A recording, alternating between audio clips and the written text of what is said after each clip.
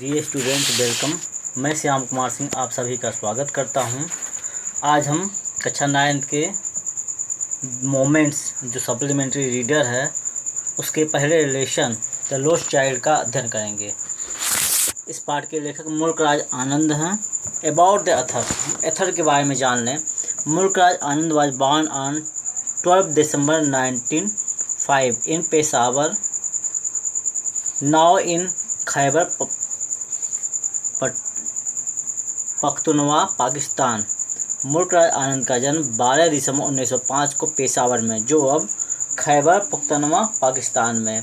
He studied at Khalsa college, Amritsar and then moved to England where he attended University College London and then earned a PhD degree from the Cambridge University. उन्होंने अपना अध्ययन Khyber college Amritsar से शुरू किया।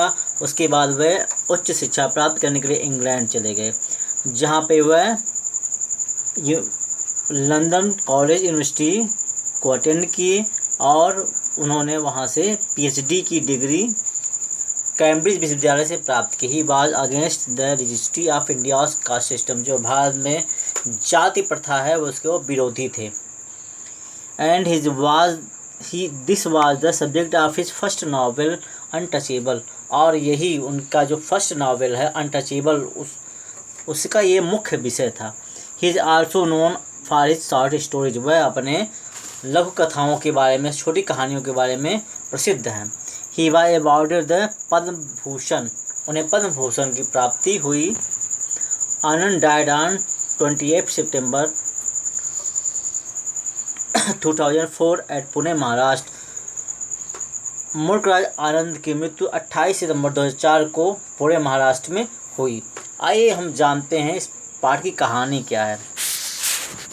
In this story, there is a child who went a fair with his father. The child in the story is going to the fair with his parents.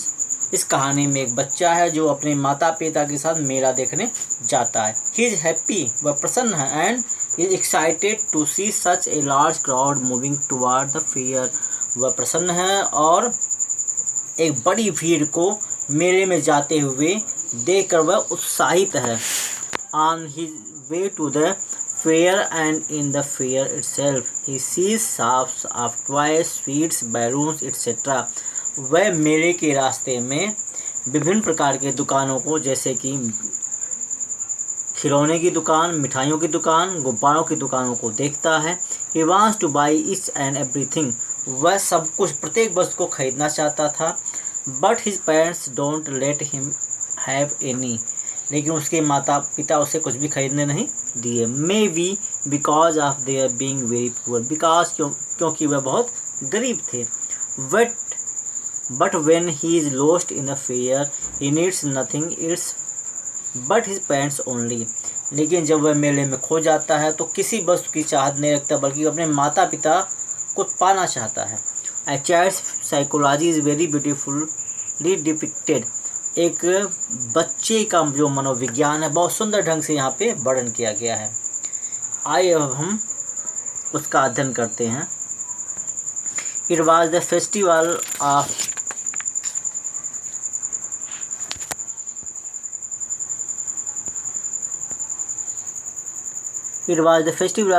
of spring. From the wintry shades of narrow lanes and alleys emerged a gaily clad humanity. Some walked, some rode on the horses, others sat being carried in bamboo and bullock carts. One little boy ran between his father's legs, brimming over with life and laughter. It was the festival of spring. यह बसंत का त्योहार था, एक बसंत का पर्व था। From the wintry shades of narrow lanes, तंग गलियों, सकरी गलियों की विंट्री शेड, शीतल छाया, lanes and emerged a gaily clad humanity, मतलब तंग गलियों की शीतल छायाओं से नए भड़कीले कपड़े पहने हुए जन समुदाय निकलता दिखाई पड़ा। सम वॉक्ड, सब कुछ पैदल चल रहे थे। सम रोड्स ऑन द हॉर्सेस, कुछ घोड़ों पर सवार थे। एंड अदर सेट, और दूसरे बैठे हुए थे। बीइंग कैरिड इन बैम्बू, बांस की पालकियों में। तो कुछ पैदल चल रहे थे, कुछ घोड़ों पर सवार थे, कुछ बैठे हुए थे, ले जा रहे थे बांस की पालकी में। एंड बुलक कार्ट्स, और बैलगाड़ियों में। मतलब कि कुछ लोग पैदल चल रहे थे, कुछ घोड़ों पे सवार थे, कुछ बैठे हुए थे, और वे बांस की पालकी में या बैलगाड़ियों में ले जाए जा रहे थे। वन लिटिल बॉय, एक छोटा लड़का, रैन, दौड़ा, बिटवीन हिज फादर्स लेग्स, अपने पिता के टांगों के बीच। Brimming over with life and laughter, जो जीवन और रहस्य से भरपूर था, दौड़ा जा रहा था। तब एक छोटा बच्चा अपने पिता के टांगों के बीच जीवन और रहस्य से जो भरपूर था, दौड़ा जा रहा था। आइए नेक्स्ट पैसेज देखते हैं। कम लिटिल कम, आओ छोटे बच्चे आओ। कॉल्ड हिज पेरेंट्स, उसके माता पिता ने पुकारा। As he lagged behind, fascinated by the toys in the shops that line the way, जबकि वह पीछे छूट, एज ही लैग्ड बिहाइंड, जबकि वह पीछे छूट गया था। फैसिनेटेड, आकर्षित होकर, बाय द टॉयज, खिलौनों, toys in the shops that line the वे, खिलौनों की दुकानों में जो लाइन में लगी हुई थी।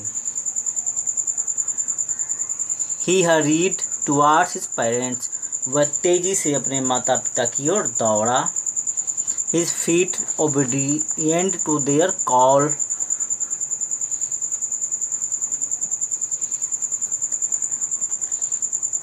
His feet obedient to their call, उसके पाँव उसके माता पिता के पुकार के आज्ञाकारी थे।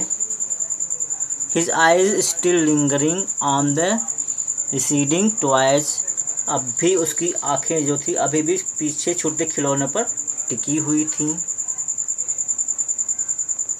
As he came to where they had stopped wait for him, as he came to where, जैसे ही वह वहाँ आया, where they had stopped and wait for him, जहाँ पर वे रुक कर उसका इंतजार कर रहे थे।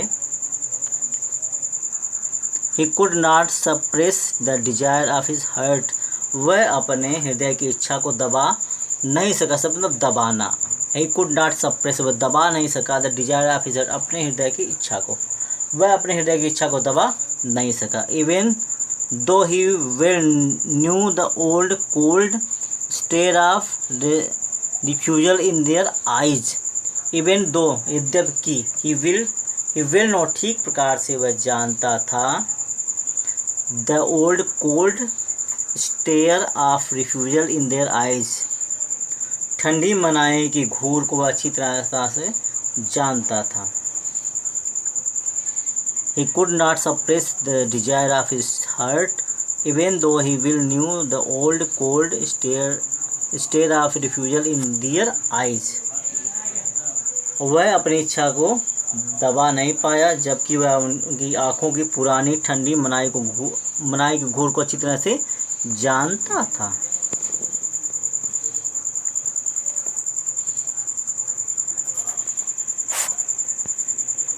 आइए आगे देखते हैं। I want that toy, he pleaded, plead मतलब निवेदन करना, ही प्लीड उसने निवेदन किया। आई वांट दैट टॉय, मैं उस खिलौने को चाहता, मुझे वो खिलौना चाहिए, उसने निवेदन किया। His father looked at him red eyed, उसके पिता ने आंखें लाल करके और उसकी ओर देखा। उसके पिता ने परिचित क्रूर शासक की तरह उसकी ओर लाल आंखों से मतलब क्रोधित होकर देखा। In his favourite truant ways, अपने परिचित अंदाज में। His mother melted by the free spirit of the day was tender and giving him her finger to hold said, look child, what is before you. His mother, उसकी माँ, melted by the free spirit of the day, जो कि दिन की मुक्त आत्मा द्वारा द्रवित थी, was टेंडर, नर्म थी, and giving him her finger to hold, और उसे अपनी उंगली को पकड़ाते हुए बोली, look child what is before you, देखो बच्चे तुम्हारे सामने क्या है। एक बार फिर से देखते, I want that toy, he pleaded, उसने निवेदन किया, आई वांट दैट वाई, मैं उस खिलौने को चाहता हूँ, तब मुझे वह खिलौना चाहिए। His father looked at him red eyed in his familiar tyrant way, उसके पिता ने अपने परिचित कूट शासक जैसे ढंग से उसे लाल आंखों से मतलब क्रोध से देखा। His mother, melted by the free spirit of the day, was tender and giving him her finger to hold.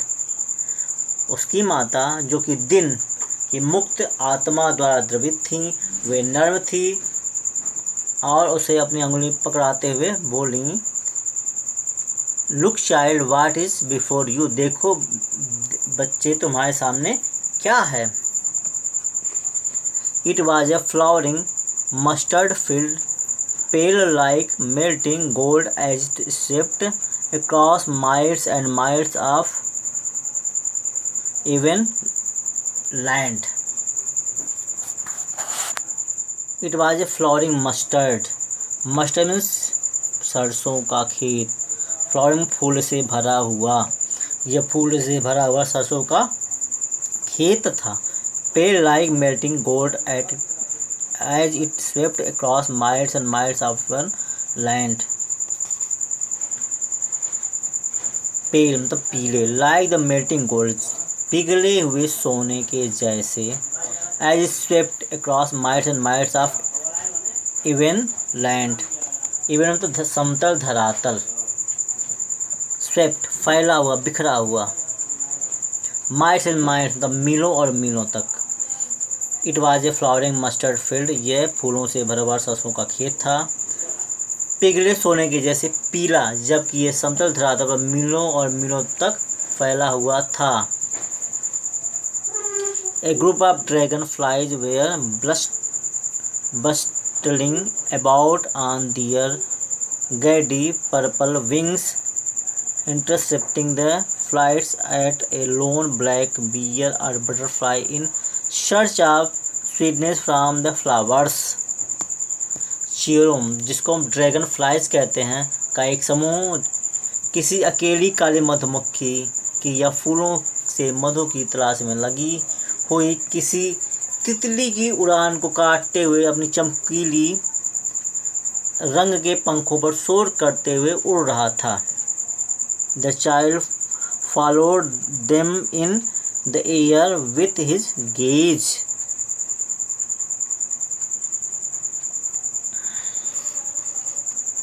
बच्चे,